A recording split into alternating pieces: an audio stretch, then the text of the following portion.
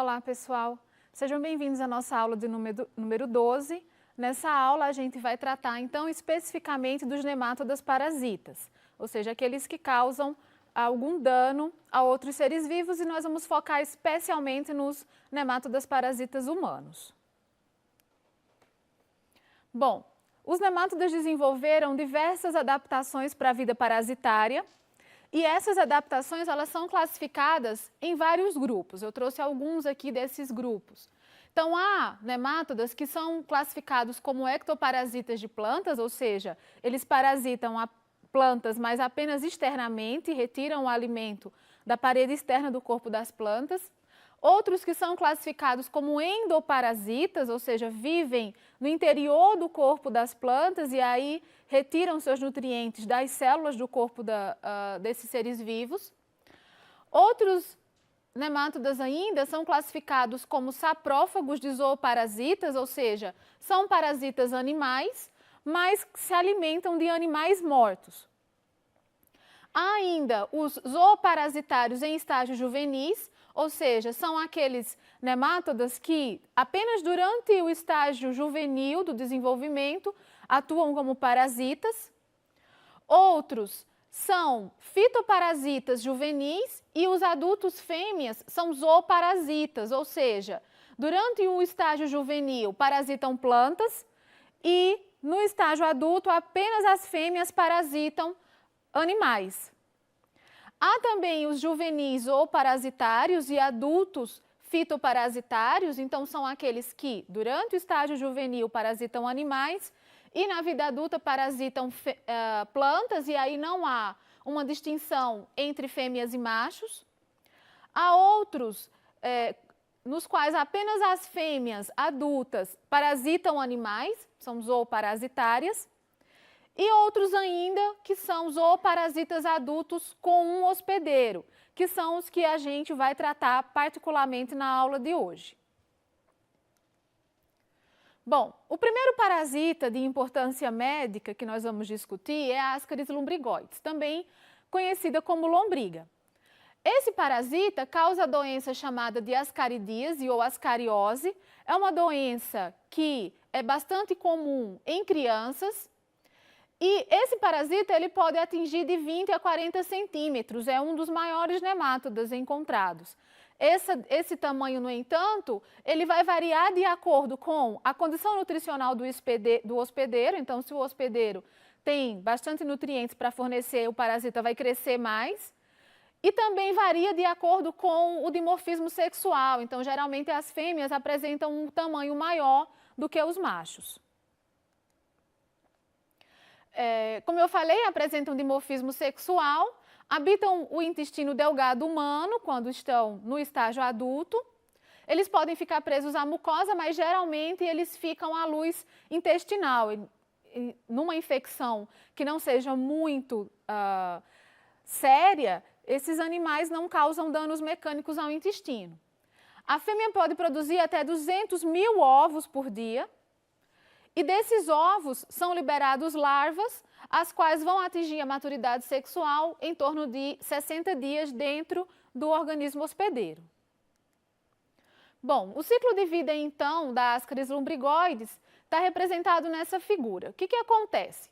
Assim como outras parasitoses que a gente já estudou, os ovos são eliminados pelas fezes. Esses ovos possuem, então, uma larva em seu interior. Essa larva... esse ovo vai contaminar água, alimentos, e aí uma pessoa pode ingerir esse alimento ou essa água contaminada. Ingerindo, esses ovos eclodem no organismo do hospedeiro. A larva, então, passa a fazer um verdadeiro tour pelos órgãos do hospedeiro. Então, vai passar pelo fígado, pelo coração, chegando aos pulmões e atingindo a traqueia.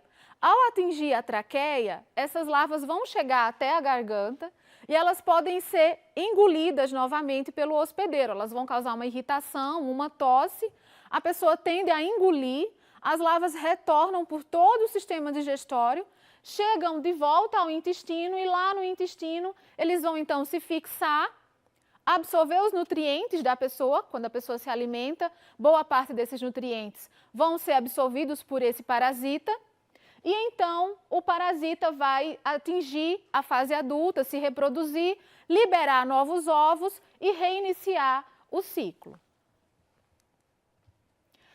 A patologia, então, e os sintomas da doença, né? Esses sintomas, eles vão depender do grau de infecção. Então, se a infecção não for muito séria, não houver um grande número de parasitas no intestino, pode até acontecer de ser uma doença assintomática, ou seja, a pessoa não apresentar nenhum sintoma. Mas, quando as infecções são maciças, então pode ocorrer várias complicações, como, por exemplo, pneumonia, bronquite, vômito, lesões hepáticas, ou seja, lesões no fígado, porque durante a migração da larva pelo corpo, ela vai passando por esses órgãos e vai causando problemas a esses órgãos. Os vermes adultos, quando a infecção é grave, eles podem causar danos à mucosa intestinal, podem inclusive causar oclusão do intestino e hipoglicemia. Hipoglicemia porque esses animais eles têm preferência por se alimentar de carboidratos, então eles vão acabar absorvendo os carboidratos provenientes da alimentação do hospedeiro e aí reduz a disponibilidade de glicose para o próprio hospedeiro. Então, outro parasita que nós vamos tratar é a Wuchereria bancrofti, que é um parasita que causa danos mais sérios ao organismo humano. Esse parasita ele é encontrado comumente no sistema sanguíneo e linfático humano. O macho e a fêmea vivem juntos em novelados. Do ovo eclode uma larva, essa larva é chamada de microfilária. Em função dessa larva, esse parasita também é chamado de filária e a doença causada por ele é chamada de filariose ou elefantíase. O ciclo de vida é heterogênico porque há mais de um hospedeiro, então nesse caso aqui não há só o hospedeiro humano, um outro animal, no caso mosquitos do gênero Culex ou do gênero Aedes, mas o gênero Aedes é mais comumente vetor dessa doença na Ásia. E esse mosquito, ele é o hospedeiro intermediário no qual a larva vai se desenvolver. Então, o ciclo biológico desse parasita está representado aqui. A pessoa, então, infectada, possui as larvas na corrente sanguínea. Um inseto, então, pica essa pessoa e contrai essas larvas.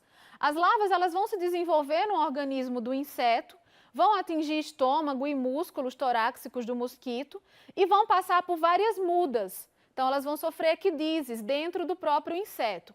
Também não é uma parasitose benéfica, né? Não há parasitoses benéficas, na verdade, mas vai causar danos também ao mosquito, da mesma forma que causa ao organismo humano. E aí, então, esse mosquito com essa larva no estágio L3 pode picar um indivíduo sadio e transmitir essas larvas para esse indivíduo. Então, a larva vai entrar no organismo, ela tem de 6 a 12 meses para atingir o estágio adulto, vai se desenvolver, então, no sistema linfático e no sistema circulatório. Então, causando inflamação e fibrose crônica dos órgãos atingidos, hipertrofia, ou seja, há um aumento desses órgãos, e a dilatação dos vasos linfáticos e edema linfático. Então, em função disso, essa doença também é conhecida como elefantíase e esse dano é crônico, então não é possível reverter essa condição. Com relação, então, a um outro parasita de grande importância médica, é o Ancylostoma duodenale e o Necator americanus. Esses dois parasitas, eles são responsáveis por causar a ancilostomose ou amarelão. É uma doença que ficou bastante conhecida no Brasil, principalmente depois da obra de Monteiro Lobato, que tratava do Jeca Tatu, que era um indivíduo que sofria dessa doença. Parasita o intestino delgado humano e não possui intermediário, então o único hospedeiro é o homem.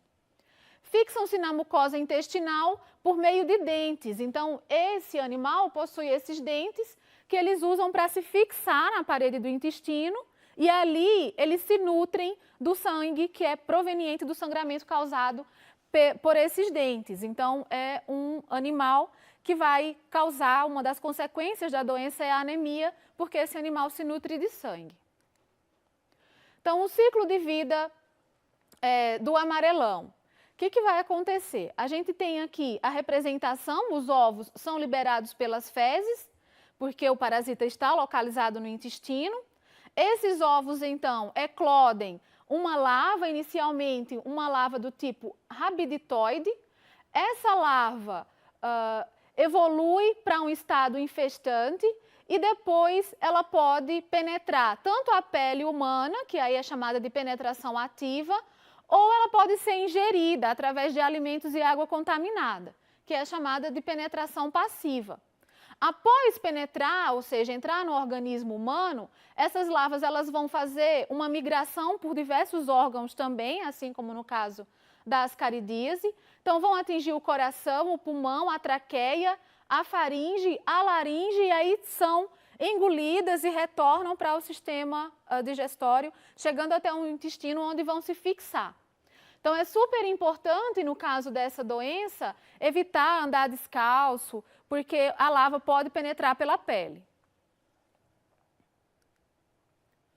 Bom, os sintomas também dependem do grau de infecção, então casos em que a infestação não é muito grande podem ser assintomáticos, mas podem causar perturbações gastrointestinais, depressão física, então como esse nemátoda se alimenta de sangue, ele vai causar fraqueza, emagrecimento, anemia, e por isso a doença é popularmente conhecida como amarelão, porque o indivíduo passa a apresentar um aspecto amarelo por conta da anemia. Hemorragias também é comum, úlceras e pneumonia quando a larva migra para o pulmão. Uma outra parasitose bastante comum também é a larva migrans ou bicho geográfico. Essa parasitose é causada pelo Ancylostoma canino e Ancylostoma brasiliensis, não são parasitas comumente de humanos. Esses parasitas, na verdade, são parasitas de animais domésticos, como cão e gato, mas eles podem eventualmente entrar no organismo humano. Quando isso acontece, e o homem não sendo o hospedeiro próprio desses nemátodas, eles não evoluem para o estágio adulto, então eles permanecem no estágio larval, e aí eles começam a fazer migrações pelo tecido subcutâneo, sob a pele. Eles ficam passeando pela pele, tentando encontrar um ambiente para se desenvolver, mas não vão conseguir porque não é o hospedeiro próprio deles. E então a larva percorre de 2 a 5 centímetros por dia sob a pele, causa intensa coceira e irritação e acaba morrendo após algumas semanas ou meses. Então, aqui a gente pode observar algumas imagens mostrando o desenvolvimento dessa doença. Tratando, então, de outro nemátoda parasita, é o Enterobius vermicularis. Esse também é bastante comum, causa uma parasitose bastante comum em criança e podendo atingir pessoas de até 15 anos, mas também pode ocorrer em adultos, mais raramente. É um parasita que vive no seco e no apêndice, ou seja, no intestino. E geralmente os machos, eles morrem após a reprodução. As fêmeas, então, com os ovos, elas se deslocam do intestino para a região perianal para liberar esses ovos. E aí, quando elas estão nessa região perianal, elas causam bastante prurido, bastante coceira e irritação, e isso ocorre principalmente à noite. Nessa figura aqui, a gente consegue observar alguns desses animais, e só para ter uma ideia de escala, aqui a gente tem um prego e diversos animais para comparar. O ciclo de vida, então, do Enterobius vermicularis, que causa a enterobiose, né? Então, as fêmeas, como eu falei, elas migram, né, do intestino para a região perianal. Na região perianal, esses animais, eles explodem o corpo, na verdade, e liberam esses ovos no ambiente, no caso, lá na região perianal do indivíduo. Então, não se sabe ou não foi descrito ainda que esses animais conseguem liberar esses ovos. Eles precisam, o corpo deles é aberto para haver a liberação dos ovos, rompido, né?